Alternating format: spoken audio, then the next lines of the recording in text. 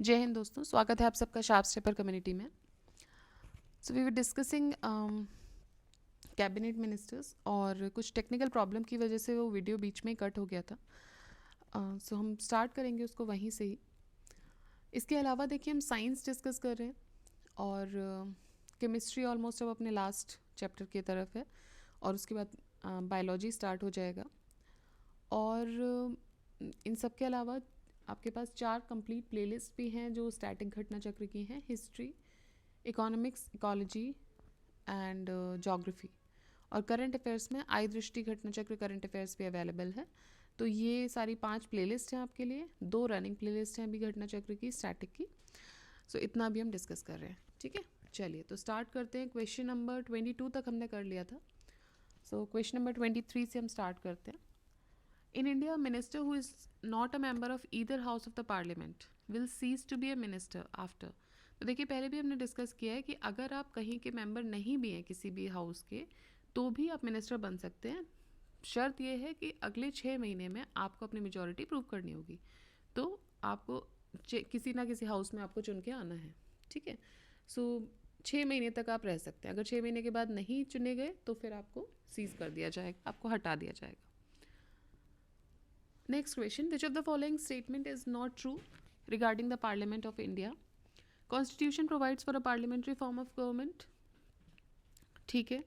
The function of Parliament is to provide for a cabinet. बिल्कुल ठीक है. The membership of the cabinet is restricted to the lower house. देखिए ऐसा नहीं है. प्राइम मिनिस्टर जैसे हमने लास्ट में देखा अपर हाउस से हो सकते हैं, कोई और भी हो सकता है, ठीक है। तो रेस्ट्रिक्टेड नहीं है लोअर हाउस में, सिर्फ लोकसभा के ही लोग वहाँ कैबिनेट में आएंगे ऐसा ज़रूरी नहीं है, राज्यसभा के भी आ सकते हैं कैबिनेट में। The cabinet enjoys the confidence of the majority in the popular chamber of the house.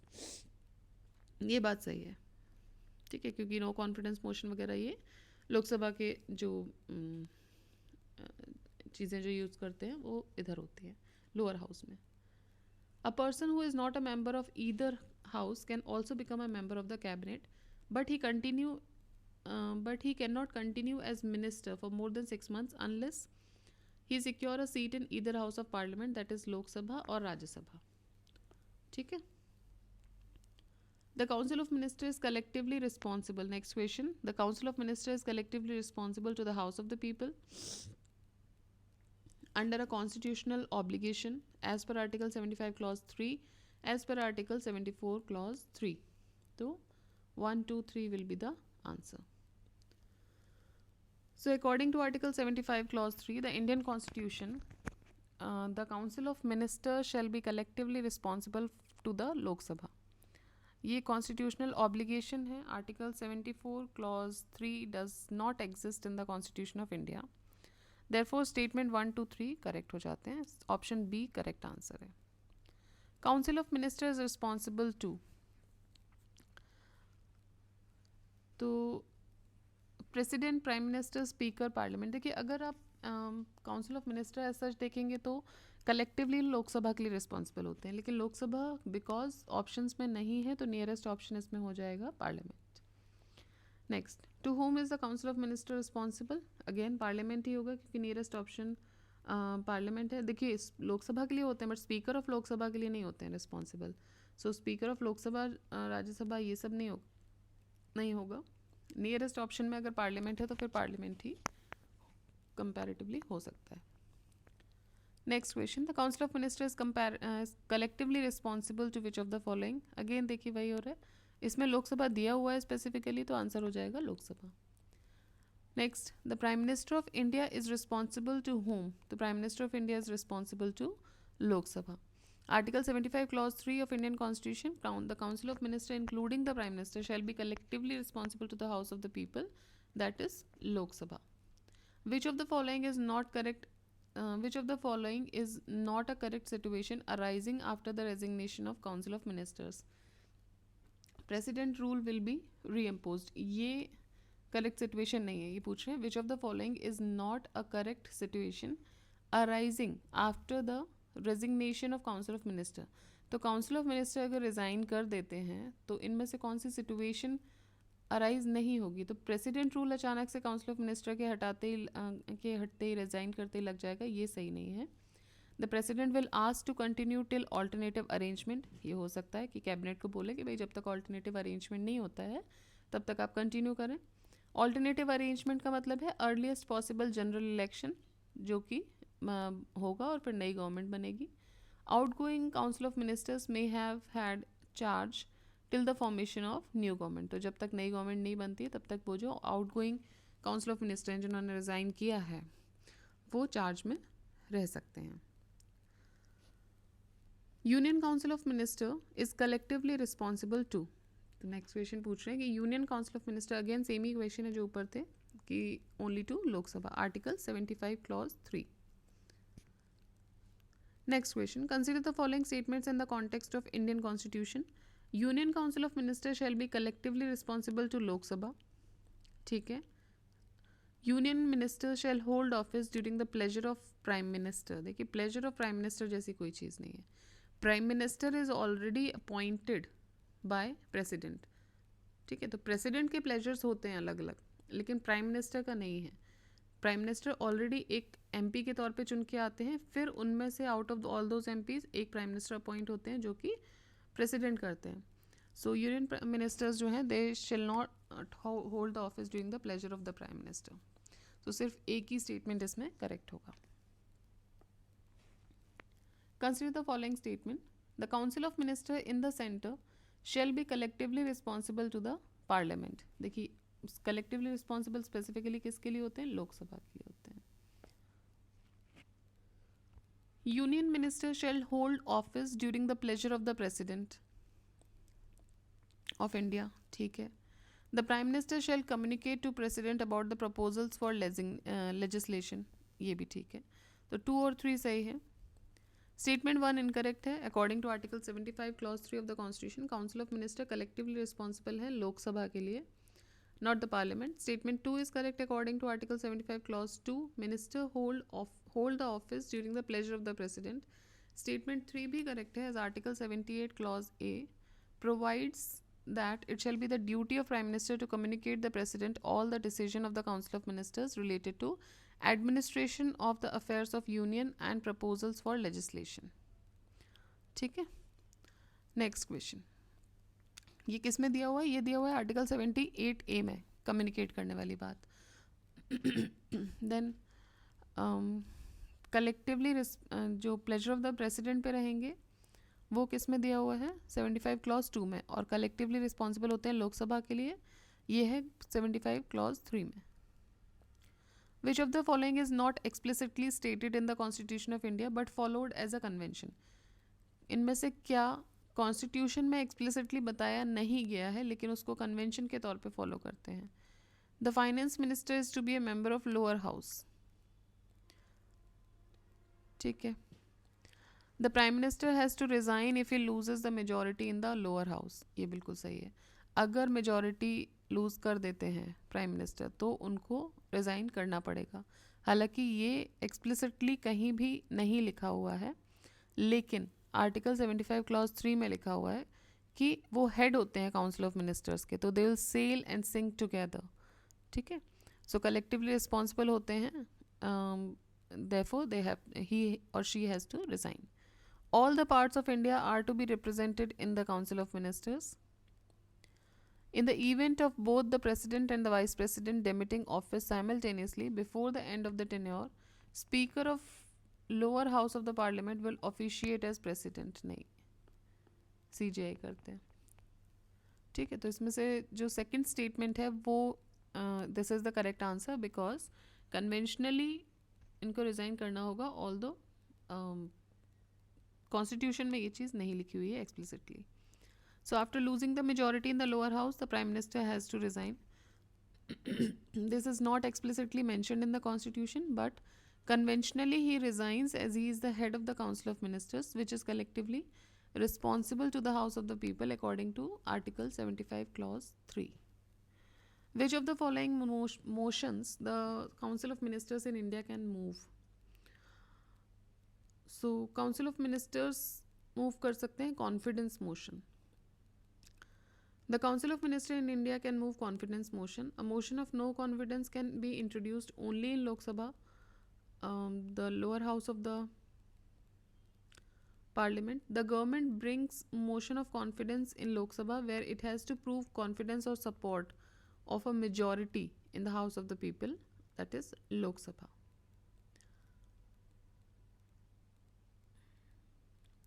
The Council of Ministers has to resign if a no confidence motion is passed by a majority of members of Lok Sabha, Rajya Sabha, both houses separately or both the houses in joint sitting. तो इसका answer हो जाएगा लोक सभा. Council of minister को resign करना पड़ेगा अगर नो कॉन्फिडेंस मोशन पास हो जाता है by a majority of members of Lok Sabha. Next question, after resigning whose permission does a minister require to give a statement in Lok Sabha. तो रिज़ाइन करने के बाद किसकी परमिशन लगेगी? Speaker. If a member resigns from the office of minister he can make a statement in the house about his resignation when he or she is allowed by the speaker. It is however open to the member to make a statement or not and he cannot be compelled to do so. तो open है, आप करना चाहते हैं कि resignation क्यों दे रहे हैं, अब दे रहे हैं किस लिए, क्या जो भी रीजनिंग है तो दे सकते हैं, कंपेल नहीं किया जा सकता. लेकिन अगर आपको देना है तो स्पीकर की परमिशन से देना होगा. The number of Lok Sabha required to table a no confidence motion against the council of ministers is. कितने लोग चाहिए होते हैं नो कॉन्फिडेंस मोशन लाने के लिए? Minimum. So 50. Minimum 50 members are required to table a no confidence motion against the Council of Ministers. The least number of member who can table the no confidence motion against the Council of Ministers in Lok Sabha is. So least होते हैं 50. Next question, consider the following statement regarding a no confidence motion in India. There is no mention of no confidence motion in India. A motion of no confidence can be introduced in Lok Sabha only. सो इसमें हो जाएगा both 1 and 2. No confidence motion may be introduced only in Lok Sabha और ये कहीं पर भी constitution में mention नहीं है. Procedure for no confidence motion जो है वो कॉन्स्टिट्यूशन में ना होकर rules of procedure and conduct of business of Lok Sabha rule number 198 में मेंशनड है. So both statement are correct. Who will decide the office of profit? So office of profit decide करेंगे president, governor, union parliament.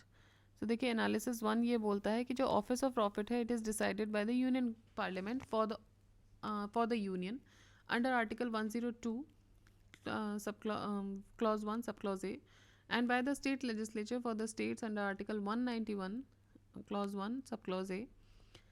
Analysis 2, when a person is disqualified और not on the basis of his post of profit for the membership of parliament or state legislature, its decision according to article 103 clause 1 and 2 in the center, the president shall do so on the advice of the election commission and in accordance with article 192 clause 1 2 in the states, the governor shall do so on the advice of election commission. So analysis 1 के हिसाब से correct answer option B हो जाएगा union parliament. Analysis 2 के हिसाब से correct option A हो जाएगा. ठीक है कि अगर यूनियन पार्लियामेंट करेगा और स्टेट लेजिस्लेचर करेगा अंडर आर्टिकल 102 एंड 191, लेकिन अगर कोई डिस्क्वालीफाई होता है not on the basis of his post of profit for the membership of parliament, तो आर्टिकल 103 के हिसाब से प्रेसिडेंट कर सकते हैं इलेक्शन कमीशन के एडवाइस पे एंड 192 के हिसाब से गवर्नर कर सकते हैं इलेक्शन कमीशन के ही एडवाइस पर. Next question, in Indian polity the executive is subordinate to. Executive किसके सबऑर्डिनेटेड है? लेजिस्लेचर के. So executive is subordinate to the legislature. Parliament is the supreme legislative body of the country. The council of ministers collectively responsible to the house of the people. Next question, which leader of Madhya Pradesh became the defence minister first and later home minister in Nehru's cabinet? तो ये थे कैलाश नाथ काटजू जी. Kailash Nath Kajju was included in Nehru's cabinet in the year 1951 as a law minister, and in the same year he became the third home minister of the country. Later in 1955 he held the office of defense minister. He also served as chief minister of Madhya Pradesh from 1957 to 1962. Who was the first finance minister of independent India? So देखिए R.K. Shanmukham Chetty ये पहले finance minister थे independent India के in Jawaharlal Nehru's cabinet. Next question, who was the law minister in the first cabinet of post independence India?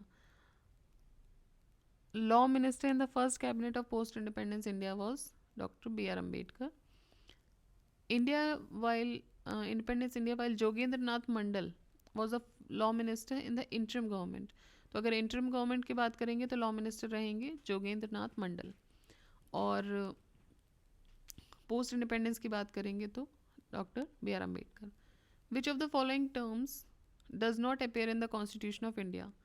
So देखिए budget नहीं, जो term है budget वो अपेयर नहीं होती, इसको एनुअल फाइनेंशियल स्टेटमेंट बोलते हैं आर्टिकल 112 के according. So as such budget शब्द कॉन्स्टिट्यूशन में मेंशन नहीं है. Who was the 12th prime minister of India? 12th prime minister of India थे H D. Deve Gowda ji. So Deve Gowda was the 12th prime minister of India including the term of acting prime minister Gulzari Lal Nanda. Narendra Modi ji is the 5th. अभी तो 16th या third term, ये कब का question है उसके हिसाब से होगा. Match the prime ministers with their tenure: Deve Gowda, Chandrashekhar, Atal Bihari Vajpayee, Inder Kumar Gujral, Vishwanath Pratap Singh. So Vishwanath Pratap Singh तो 1 साल के लिए ही रहे थे. वीपी सिंह 1989 से 1990 तक. इंद्र कुमार गुजराल जी रहे हैं 97-98 अटल बिहारी जी से पहले. देन 99 से 2004 तक अटल बिहारी जी रहे हैं. चंद्रशेखर 1990-91 में रहे हैं. उसके बाद नरसिम्हा राव जी आए थे. एंड लास्ट बचे हैं देवेगौड़ा जी. सो देवेगौड़ा जी रहे हैं 96-97. तो ये जो फेज़ था 19s वाला, ये बड़ा ही फ्लक्चुएटिंग फेज़ था. देखिए आप 1-1 साल के लिए जनरली बन रहे. चंद्रशेखर जी 1990 से 91 1 साल के लिए बने. विश्वनाथ प्रताप उनसे पहले 89 से 90 तक रहे हैं. फिर 96-97 में देवगौड़ा जी बने हैं. 97-98 में इंद्र कुमार गुजराल जी बने हैं. अटल बिहारी जी उसके बाद फिर कुछ दिन के लिए रहे और फिर एक पूरी टर्म इन्होंने कंप्लीट किया 99 से 2004 तक. He took charge as Atal Bihari ji took charge as Prime Minister of India on 16th May 1996 to June 1st 1996. तो यहाँ पे 18 दिन के लिए रहे थे. एंड मार्च 19 1998 से अप्रैल 26 1999 तक भी रहे. एंड 13 अक्टूबर 1999 से मई 22 2004 तक फिर ये पूरा टर्म के लिए रहे थे. Who among the following held the office of prime minister of India more than once? एक से ज़्यादा टर्म किसने लिया? तो देखिए जवाहरलाल नेहरू जी ने लिया. इंदिरा गांधी भी 1 से ज़्यादा बार बनी है. गुलजारी लाल नंदा जी भी बने. अटल बिहारी जी भी बने हैं. So all the person mentioned have held the office of Prime Minister of India more than once, in which Gulzari Lal Nanda was the acting Prime Minister twice. Next question. Who among the following occupied the office of Prime Minister of India more than once with gaps in between their political career? तो देखिए जवाहरलाल नेहरू जी देखिए 1 से ज़्यादा बार बने हैं लेकिन gaps नहीं थे. कंटिन्यूसली अपनी इनकी डेथ तक ये कंटिन्यूसली प्राइम मिनिस्टर रहे थे. कोई और नहीं था बीच में. ठीक है. सो 64 तक वो बेसिकली रहे हैं. देन लाल बहादुर शास्त्री जी, ये भी they have held like continuously रहे हैं, बीच में गैप नहीं था. फिर आते हैं गुलजारी लाल नंदा जी. गुलजारी लाल नंदा जी 1964 में कुछ दिन के लिए बने. फिर 1966 से 6 जनवरी 1966 तक बने. इंदिरा गांधी जी भी मल्टीपल टाइम्स रही हैं प्राइम मिनिस्टर लेकिन बीच में गैप्स थे. अटल बिहारी वाजपेयी जी भी 3 बार रहे हैं और बीच में गैप्स थे. तो 3 4 5. सो ये हुए. एक बार हम देख लेते हैं इसमें टोटल कितने क्वेश्चंस हैं. So accordingly okay. सो इसमें काफ़ी क्वेश्चंस हैं. 79 क्वेश्चंस हैं. सो 50 हमने डिस्कस कर लिए हैं. 30 हम नेक्स्ट वीडियो में डिस्कस करेंगे जिससे कि वीडियो बहुत ज़्यादा बड़ा ना हो तो आप रिवीजन आप अच्छे से कर पाएँ. So we will discuss the next 30 in the next video. So आप रिवाइज़ करते रहिए. देखिए ज़्यादा से ज़्यादा रिवाइज़ कीजिए. छोटे वीडियोज़ इसीलिए बना रहे हैं कि रिवीजन आपका ईजी हो जाए. और शेयर कीजिए चैनल को, सब्सक्राइब कीजिए. लाइक कीजिएगा वीडियो को। जय हिंद, जय भारत।